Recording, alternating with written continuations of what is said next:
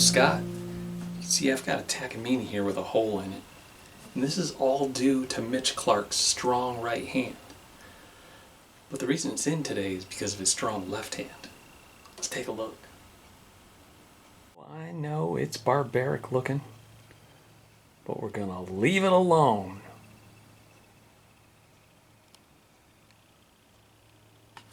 This is actually the scarier part right here. I refretted this guitar just about a year ago. I mean, barely over a year ago. Look at the dent we got going on here. That's the 3rd fret.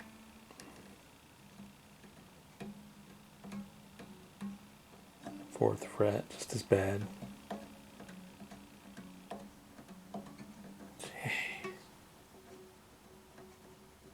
He's like the Hulk. Okay, when deciding whether to level the frets or replace them, I measure the height of them, which is 45 thousandths. You got 45 thousandths right here in height. Usually when they're down to 25 thousandths, we want to chuck them, pitch them. Man, I take this fret guard, which is 10 thousandths of an inch, and I put it right down into that gash, that big divot in the frets, and I see if I can get like a 35 thousandths in there, which I can. So it's more probably the gash itself is down around 40 thousandths, so it's about 5 thousandths down from the top. It looks more drastic than that, but that means we'll have enough height left when we're done that we can get away with a fret dressing today. Fret dressing. When I'm fret dressing, I like to use 3-corner file.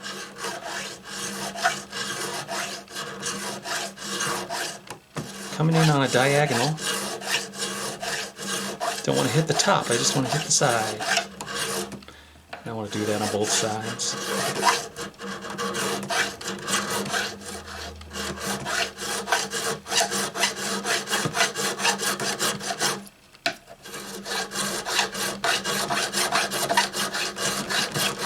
Now I'll start to round it over a little.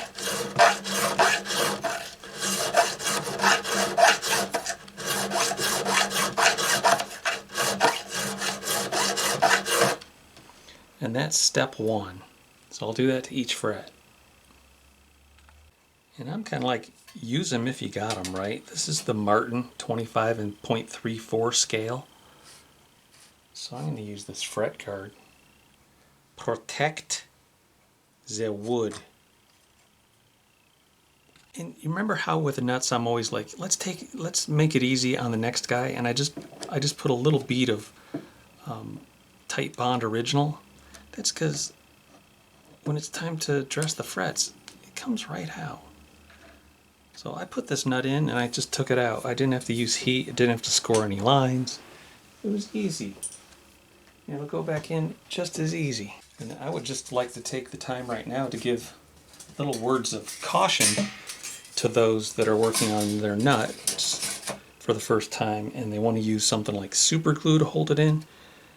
I would advise against that very strongly. Just a little teeny bit of Tight Bond on a little toothpick or something and just drag it across the slot, and the nut will, just so there's barely a little squeeze out. Alright, so the 3-corner filing. It looks like, for some odd reason, the 2nd fret isn't that bad. But the 1st fret is kind of bad. And I think it's because he uses a capo. This guitar is typically tuned to E-flat tuning, so I bet you he uses a capo quite a bit. And the interesting thing about the 1st fret is that the dents go across all 6 strings, not just the B and the E.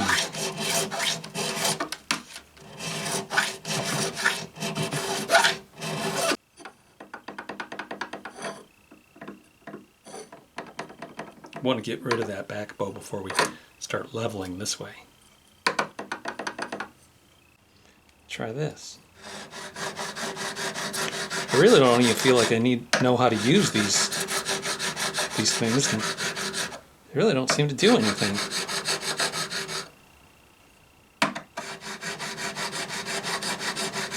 Yeah, I'd hate to rely on something like that for everything.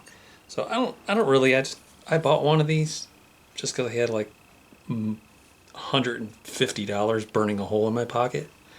But I don't use this stuff. It's trash. It's a bunch of garbage. If you want to get some work done quick, you can get yourself this triangle file. It's a Nicholson. Same kind Doug Proper uses. Same kind that Dan Earlywine's always used. And it's probably the same one that Ian Davlin uses. And half the other guys use it. And Nicholson something. Mostly. So your skin is your biggest organ. People always stop and look when I'm coming down the street and they say, "Hey, look at that guy's organ." Oh, he's got a big organ. Anyways, I got the neck straight. Actually, still got a little hump. So I'm gonna loosen that truss rod just a skosh. So there's no hump. And we'll just drag a little file across her. There's no back bow, right? I don't usually use a real long straight edge like this, but just because this time I'm going to do it.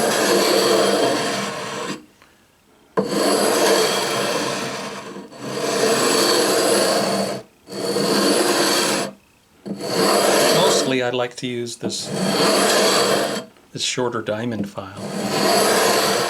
Okay, so I really like to use this diamond file. Usually I go across a few times up here, a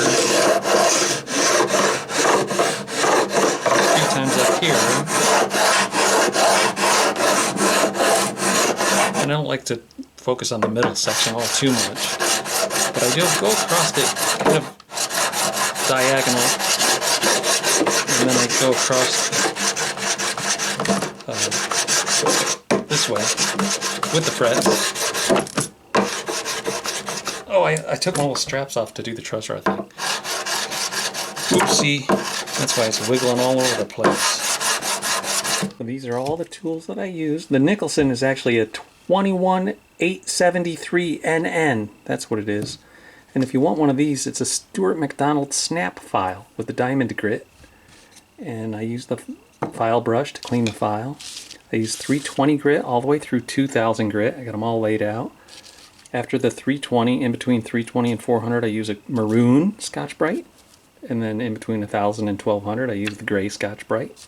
I use the scrub block that I got from Mike McConville. And he only runs his about, like, he'll go 320 through 800, and then he'll switch over to some, like, buffing compounds on a wheel. I don't like using a drill. I don't have the wheel that he has and all that, but I just do this, and after the 2000 grit, I do double-aught steel wool. That's it, man.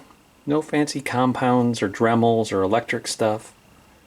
Just hand tools. Only takes half hour. And gloves. I use lots of gloves because the fret dust is like black. So I start with 320 grit, and I forgot to strap the guitar back in. Let me strap this baby back down. Yeah, these videos don't get me as many views as the more drastic videos like neck resets, finish repairs, but I really think this is an easy way to do it.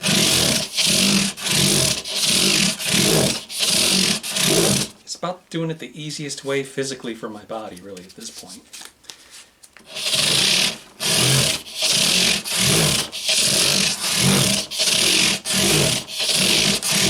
There's as many ways to dress frets as there are to skin a skunk.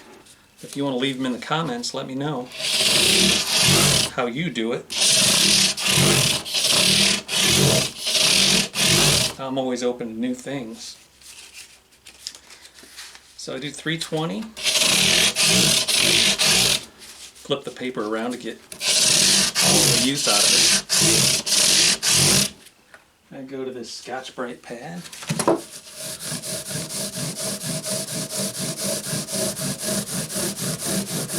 And then I go to the 400, 600, 800, 1000. Finish with the 1000 grit. Now I'd like to use the gray Scotch Brite. I use the StewMec, by the way, I use the StewMec wet sandpapers. I use it for my finishes and my frets. And that starts with the 600 up through 2000. They have all those available. They're really cheap. The 300 or 320 and 400 I have to use the free cut sandpaper. But the really important thing I'd like to say about this method is that it gets a really uniform crown because you're going this way with the same pressure across every fret. Very uniform crown. Each fret to fret has a similar crown. Because you saw when I was using the file, the 3-corner file to recrown these, I was going a little haphazard. I'd work on this one a little more than I worked on that one and stuff.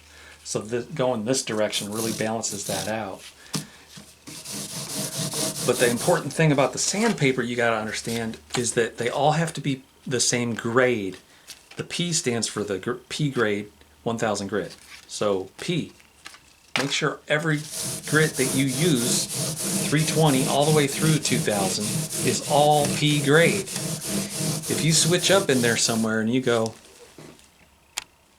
and you jump from 600 P grade to 800 C grade, and then you go to a 1000 P grade, that 800 C grade actually took you back down to about 400 P grade. So beware of the different grades of sandpaper. And there's only 2 kinds of sandpaper I keep in my shop, and they're all P grade, but they're the gray wet sand and the yellow free cut. The free cut is it's yellow in color, but it's still P grade. Just reshaped and polished the nut. It was looking a little funny to me. Now I'm going to put that little bead of tight bond that I was talking about earlier. That's it. Just a little bit of tight bond. No super glue, no epoxy, guys. Please. Do what you want to your own guitars, but if they're going to be gigged with and worked on a lot, it's better to be able to get that nut out easily. I'm going to say one more thing, man. You'll see guys come in here with this and a hammer and take it and go whack and whack that nut out of there.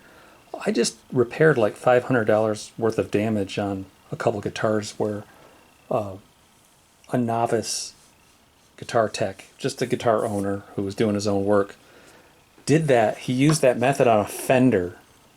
Well, it was actually an Ibanez, but it's basically, you know how a Fender style slot is notched in there? Those have to come out this way or straight out. If you go and you whack the nut on a Fender style, it has all this wood behind it, you'll chip all that wood off of there.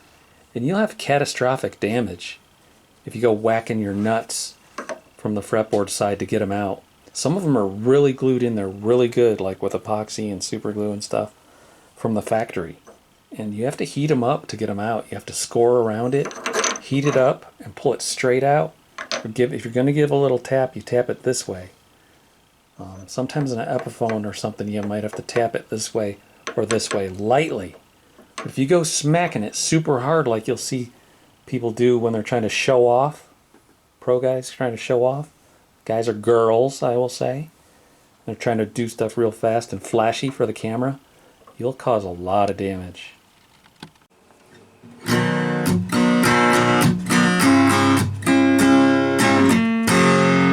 This one has the cool tube in it, man. It is loud. I had another Takamine in here a few months back that had the same technology. Hey guys, I hope you liked what you saw today. If you want to subscribe, great. I'll put out a video every week.